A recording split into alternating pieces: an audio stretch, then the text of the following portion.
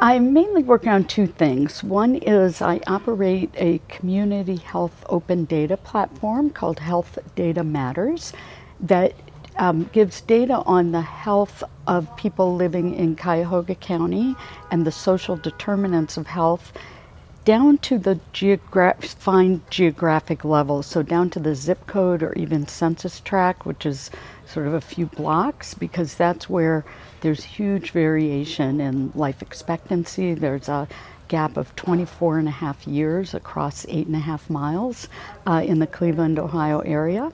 And you can see that that very much goes neighborhood by neighborhood.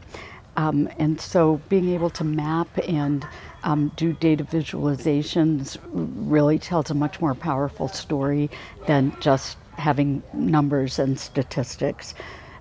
So that's one thing I work on. And then I've most recently been involved in raising awareness about the disconnect between healthcare by and large, really pushing for online connectivity with patients and moving beyond the walls of the health system, but not realizing that particularly low-income patients and older patients may not have very technologically advanced devices, if at all.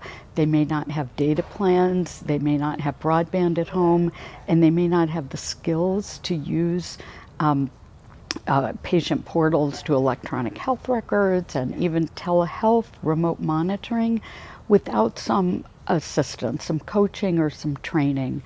So I've been setting up a model for health systems to address that. We have maps where you can see the huge disparities in digital access. So in other words, in Cleveland, where I live, my colleagues really invented the term digital redlining when they realized that there were large parts of the city of Cleveland where internet service providers did not upgrade the capacity to fiber and high-speed broadband.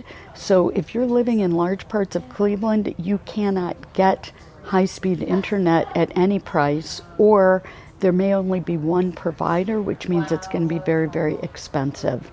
So that, to me, is the most profound example of structural racism that I have seen, probably in my lifetime.